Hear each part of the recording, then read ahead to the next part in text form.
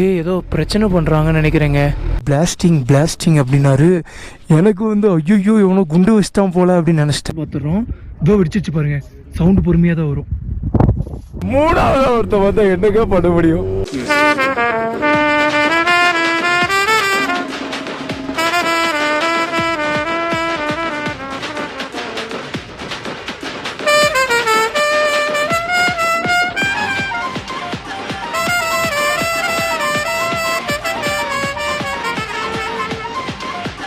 வணக்கம், நான் உங்க வாசன். டிடிஎஃப் எல்லாரும் எப்படி இருக்கீங்க? நல்லா இருப்பீங்க நம்புறேன். இன்னைக்கு நம்ம எங்க இருக்கோம்னு வந்து பார்த்தா மணாலிக்கு ஒரு 200 கிலோமீட்டருக்கு முன்னாடி தான் இருக்கும். இங்கே வந்து பாத்தீங்கன்னா பனிமலையெல்லாம் அழகா தெரிய ஆரம்பிச்சிருச்சு. அங்க வந்து பாத்துட்டீங்கன்னா உங்களுக்கு கிளவுட்ஸ் தெரியுது பாத்தீங்களாங்க. அந்த இடத்துல எல்லாம் வந்து பண்ண எக்கச்சக்க பனிமலை தெரியுது. இப்ப வந்து கிளவுட்ஸ் ஃபுல்லா கவர் ஆயிடுச்சு. அந்த கிளவுட்ஸ் இருந்துகிட்டே தான் இருக்கு. அப்பப்பதான் வந்து பண்ண நகரும் போது அவ்வளவு அழகா இருக்கு. இன்னும் 200 மீட்டர்ல 200 மீட்டர் சொல்றேன் பாருங்க. இன்னும் 200 கிலோமீட்டர்ல வந்து பண்ண மணாலி போய் ரீச் ஆயிடுவோம். மணாலில வந்து பண்ண ஸ்னோஃபால் ஆயிட்டு இருக்குன்னு சொன்னாங்க. கேட்கும் போதே அவ்வளவு சந்தோஷமா இருந்துச்சு. இன்னைக்கு எண்ட் ஆஃப் ஹவர்ஸ் ஜர்னிங்க. பட் எனக்கு தெரிஞ்சு நம்ம சீக்கிரமாவே போய் ரீச் ஆயிடுவோம். By Bhaiya. ஆக்சுவலி நார்த் சைட்ல எல்லாம் கொஞ்சம் யூடியூபர்ஸையும் சரி பைக்கர்ஸையும் சரி நல்லா மதிப்பாங்கங்க. அது அந்த ஃபீலே நல்லா இருக்கு. ஓகே, ஸோ இந்த இடத்த விட்டு கிளம்பலாமா? ஆனால் உண்மையாவேங்க நான் கூட நினச்சிட்டு தான் இருந்தேன். ஸோ நம்ம சூப்பர் பைக்கோட எக்ஸாஸ்ட் நோட் இவ்வளோ நாள் கேட்காம இருந்துட்டு இப்போ திடீர்னு கேட்கறதுனால தான் பைக்கோட எக்ஸாஸ்ட் ஹெவியாக இருக்குன்னு நினச்சேன். பட் அப்படி கிடையாது, வேற ஏதோ ரீசனுங்க. எக்ஸாஸ்ட் நோட் செம்ம க்யூட்டாக சூப்பராக ஒரு மெலடியாக இருக்கு. இவ்வளோ நேரம் வந்து பண்ண இவ்வளோ ரைடிங் கேஸோட அந்த வெயிலில் தான் நின்று நம்ம லக்கேஜில் கட்டிட்டு இருந்தேன். குப்புன்னு வேர்த்துக்கிட்டே இருந்துச்சுங்க. வண்டி எடுத்துட்டு மூவிங்கில் இருக்கும் போது தான் கொஞ்சம் நிம்மதியாக இருக்கு. சில்லுன்னு காத்தடிக்குது. அப்பா, ஸ்னோஃபால் பார்க்க போகிறோங்க. நானும் வெறித்தனமா அதுக்கு தான் வெயிட் பண்ணிட்டு இருக்கேன். சுங்கல் அப்படிங்கிற ஊர்ல தான் இப்போ இருக்கும் டிடிஎஃப். அந்த போர்டில் போட்டிருந்தாங்க. பெட்ரோல் வந்து பார்த்துட்டிங்கன்னா 3 பாயிண்ட் இருக்கு. இன்னும் கொஞ்சம் தூரம் போயிட்டு டேங்க் ஃபுல் பண்ணிக்கலாங்க. இங்கெல்லாம் பெட்ரோல் பங்க் அங்கங்கே இருக்கும். நம்ம லடாக்ல தான் வந்து பண்ண பெட்ரோல் பங்க் அவ்வளோக்கா இருக்காது. அதுவும் இல்லாமல் இது வந்து பார்த்தீங்கன்னா அதிகமான பைக்கர்ஸு டிராவலர்ஸ் எல்லாம் வர்ற டைம் கிடையாது. அதனால மேக்ஸிமம் பங்க் எல்லாம் க்ளோஸ்ல தான் இருக்கும் அப்படின்னு சொல்லி என் மனசு சொல்லுது. ஆக்சுவலி நேற்று என்ன பண்ணேன்னு வந்து பண்ண லக்கேஜ் நல்லா தான் கட்டினேன். பட் கொஞ்சம் கோணையாக கட்டிட்டேன். அதனால மூவிங்ல வந்து பண்ண கொஞ்சம் டிஸ்டர்பன்ஸாகவே இருந்துச்சு. ஒரு மாதிரி கீழே விழுகிற மாதிரியே ஃபீல் ஆகிட்டு இருந்துச்சு. அதுக்கு வந்துடக்கூடாதுன்னு நல்லா இறுக்கி கட்டிட்டேங்க. டிடிஎஃப் இப்போ நம்ம ஆக்சுவலி நம்ம ஹிமாச்சல் பிரதேஷ்குள்ளே தான் இருக்கும். பட் எனக்கு டவுட்டாக இருக்குங்க. போன வாட்டி கேட்ட மாதிரி எந்த ஒரு பாஸுமே நம்மகிட்ட கேட்கல. அந்த பாஸு கிட்ட இன்னும் நம்ம வரலையா, இல்லைன்னா அந்த பாஸை தாண்டி கொஞ்சம் தூரம் போனோம்னா நமக்கு தெரியும். இண்டிகேட்டர் பையா. அவங்க தம்பப் காட்ட வந்துட்டாங்க. எப்படா பைக் இருந்துச்சு. அதனால மாங்ஸா இவங்கெல்லாம் புத்திஸ்டை வழிபடுறவங்க.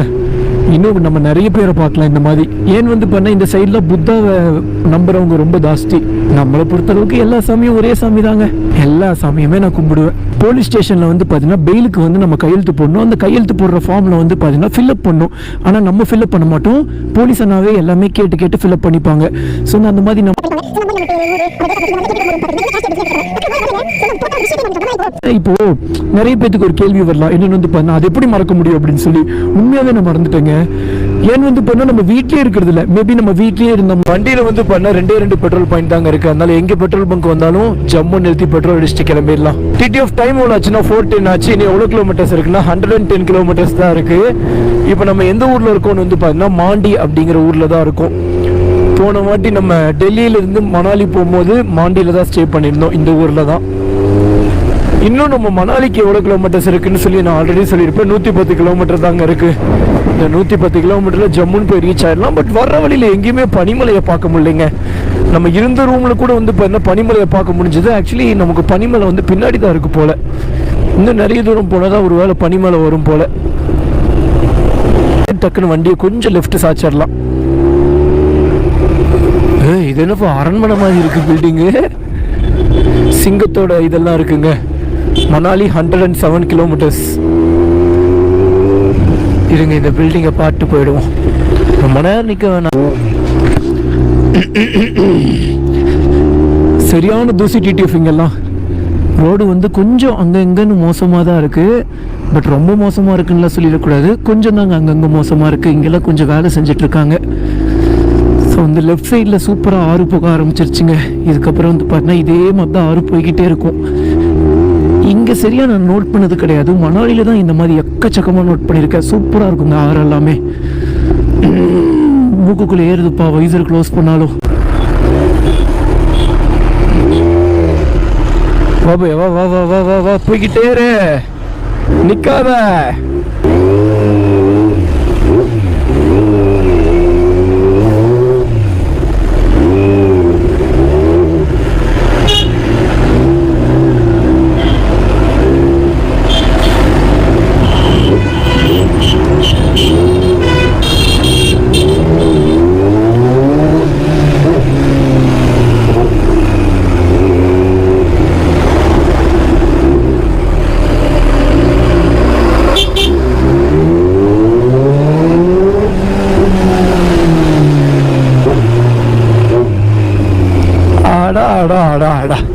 என்ன அழகான எக்ஸாஸ்ட் நோட்டு, அருமையா இருக்குங்க.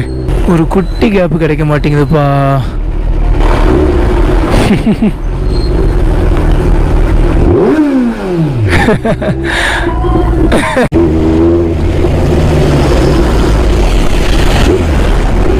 மனுஷனுங்களோட நீங்கெல்லாம். சரி, ஒருத்தன் வந்தான் கம்முன்னு இருந்தேன். அதுக்கப்புறம் ரெண்டாவது ஒருத்தன் வந்தா அவனே எதுவும் பேசாம இது. மூணாவது ஒருத்தன் வந்தா என்னங்க பண்ண முடியும்? கடவுளே. ஓ, இன்டர்சிட்டி பஸ் இங்கெல்லாம் ஓடுதாப்பா? எந்த ஊர் அது? என்எல்னா எந்த ஊருங்க? என்எல் எந்த ஊருன்னு ஐடியா இல்லையேப்பா. நேபாள் நம்பர் பிளேட்னு வச்சுக்கிட்டா கூட நேபாள் நம்பர் பிளேட் இப்படி இருக்காது. அது எப்படி இருக்குன்னு நமக்கு நல்லாவே தெரியும். ரெட் கலர்ல இருக்கும். அதுக்கப்புறம் வேர்டிங்ஸ் கொஞ்சம் டிஃப்ரெண்டா இருக்கும். என்எல்னா இந்தியாவில் இருக்கிற ஊர் தான். அது என்ன ஊருன்னு தான் சரியா தெரியல. நாகாலாண்டா? பியூட்டிஃபுல்லா இருக்குப்பா இந்த ரிவரோட இந்த வழியை பார்க்கும்போது. Wow wow wow. கோடாடி எப்பா, அதுக்குள்ளே எப்போ வெளியே போறோம்? அடே, அதுக்குள்ள வெளியே போறோங்க. நான் இன்னும் நிறைய நேரம் உள்ளே சுத்திட்டு இருப்போம்னு நினைச்சேனே. டிடிஎஃப் இங்க பாருங்க, லேக் இன்னும் 500 கிலோமீட்டர் இருக்கு. அண்ட் வந்து அட்டல் டனலுக்கு வந்து 92 கிலோமீட்டர்ஸ் இருக்குங்க. மாண்டிக்கு, டெல்லிக்கு, சண்டிகருக்கெல்லாம் போகணும்னா யூட்டன் எடுத்து போகணும் அப்படின்னு சொல்லி ஒரு போர்டு வச்சிருக்காங்க. இதை இங்க போட்டிருக்காங்க பாருங்க. மாண்டிக்கு, சண்டிகருக்கு, டெல்லிக்கு போகணும்னா யூட்டன் எடுத்து போங்கன்னு சொல்லி. இந்த மாதிரி ஒரு ரூட் போவே இதான் ஃபர்ஸ்ட் டைம் பாக்குறேன், யூட்டன் எடுத்து போங்க அப்படின்னு சொல்லி. இன்னும் நம்ம மணாலிக்கு 45 கிலோமீட்டர்ஸ் தாங்க இருக்கு. டைம் வந்து 5:45 ஆக போகுதுங்க. கடவுளே, நமக்கும் இந்த ஃப்ளூக்கா அமையிருக்கும் அப்படி என்ன ராசினே தெரியல. சூப்பரா ஃப்ளூக் அமையுது. அண்ட் வந்து பார்த்துட்டிங்கன்னா எதுக்காக நிறுத்தி இருக்கோன்னா பானிபூரி கடையை பார்த்தேங்க. சரி, பானிபூரி சாப்பிடலாம் அப்படின்னு சொல்லிட்டு ஆசாசையாக ஓடி வந்துட்டேன்.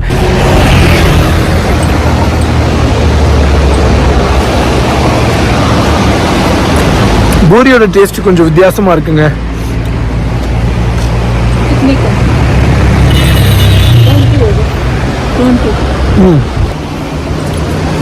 நெத்திலெல்லாம் என்னமோ கருப்பா இருக்கு, ஃபுல்லா தூசின்னு நினைக்கிறேங்க. டேஸ்ட் எல்லாம் நல்லா தான் இருக்கு. பட் நான் ஆல்ரெடி சொன்ன மாதிரி பூரியோட டேஸ்ட் கொஞ்சம் வித்தியாசமா இருக்கு. அவ்வளோதான், மித்தபடி நார்மல் பானிபூரி மாதிரியே தான் இருக்கு. குடும்பையா பானிபூரி. டைம் வந்து இன்னும் ஒரு 1 மணி நேரம் ஜேர்னி அப்படிங்குது. டிடிஎஃப் 2 பிளேட் பானிபூரி சாப்பிட்டுட்டு ஜம்முன்னு புறப்பட்டாச்சு.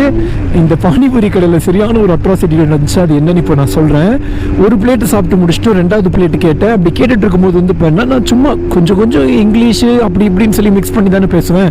ஸோ அந்த மாதிரி பேசும்போது வந்து பார்த்துட்டிங்கன்னா ஹிந்தியில் பேசுங்க அப்படின்னு சொன்னாங்க. எனக்கு ஹிந்தி தெரியாதுங்கிறத ஹிந்திலேயே சொன்னேன். ஹிந்தி நையா தாபையா அப்படின்னு சொன்னேன். பேசுறீங்களே அப்படின்னு சொன்னாங்களா. இந்த ஒரே ஒரு வார்த்தை மட்டும்தான் எனக்கு தெரியும். தோடா ஹிந்தி மாலும் பையா அப்படின்னு சொன்னேன். அப்புறம் எங்கிருந்து வரீங்க அப்படின்னு சொல்லி கேட்டாங்க. தமிழ்நாடு அப்படின்னு சொன்னேன்.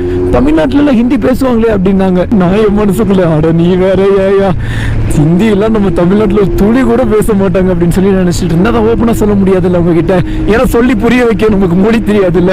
அதனால வந்து பாத்தீங்கன்னா இல்ல பையா அப்படின்னு. அப்புறம் தமிழ்நாட்டுல என்ன பேசுவாங்கன்னு சொல்லி கேட்டாங்க. தமிழ்நாட்டுல தமிழ் பேசுவாங்க, கர்நாடகால கன்னடம் பேசுவாங்க, கேரளால மலையாளம் பேசுவாங்க, தெலுங்கானால தெலுங்கு பேசுவாங்க அப்படின்னு சொன்னேன். அதுக்கப்புறம் ஒன்றும் சொல்லலை. அப்புறம் என்னமோ சொல்லிட்டு இருந்தாரு. நம்ம நார்த் இந்தியாவில் வாழக்கூடிய நார்த் இந்தியன்ஸ்லாம் என்ன நினைப்பாங்கன்னு வந்து பார்த்துட்டிங்கன்னா, இந்தியாவில் இருக்கிற எல்லாருமே ஹிந்தி பேசுவாங்க, எல்லாருக்குமே ஹிந்தி தெரியும் அப்படின்னு நினைப்பாங்க. ஸோ வந்து நம்ம திடீர்னு ஹிந்தி தெரியாது அப்படின்னோம்னா அவங்க ரொம்ப ஷாக் ஆகிடுவாங்க. உண்மையாக உங்களுக்கு உண்மையாகவே ஹிந்தி தெரியாதா அப்படின்னு சொல்லி செம ஷாக் ஆவாங்க. இதை வந்து பார்த்தீங்கன்னா நம்ம போன வாட்டி லடாக் வரும்போதே இதை வந்து நான் எக்ஸ்பீரியன்ஸ் பண்ணிட்டேன். ஸோ வந்து நிறைய பேர் ஷாக் ஆவாங்க. சில பேர்லாம் வந்து பார்த்துட்டிங்கன்னா நீங்கள் இந்தியனானே கேட்டுருவாங்க.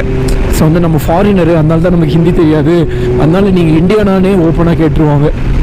பட் இதை வந்து நிறைய பேர்னால ஒத்துக்க முடியாது. ஒத்துக்க முடியலனாலும் இதுதான் நெசம். யாரெல்லாம் இதை எக்ஸ்பீரியன்ஸ் பண்ணியிருக்கீங்களோ மறக்காமல் கமெண்ட் பண்ணுங்கள் டிடிஎஃப். ஸோ வந்து நார்த் இந்தியா சைடில் பைக் ரைட் போனவங்க, அதுக்கப்புறம் நார்த் இந்தியா சைடு ஏதாவது ஒரு சும்மா டூர் விஷயமா போனவங்களுக்கெல்லாம் இது கண்டிப்பாக தெரிஞ்சிருக்கும். அப்படி இல்லைன்னா டிடிஎஃப் முன்னேற்ற கழகத்துக்கு ஒரு ஓட்டை தட்டி விட்டுருங்க. உங்களை சப்ஸ்கிரைப் பண்ணா பார்த்துட்டு இருந்தீங்கன்னா மறக்காம சப்ஸ்கிரைப் பண்ணி அந்த வெள்ளைக்கன் தட்டி விட்டுக்கோங்க. ஸோ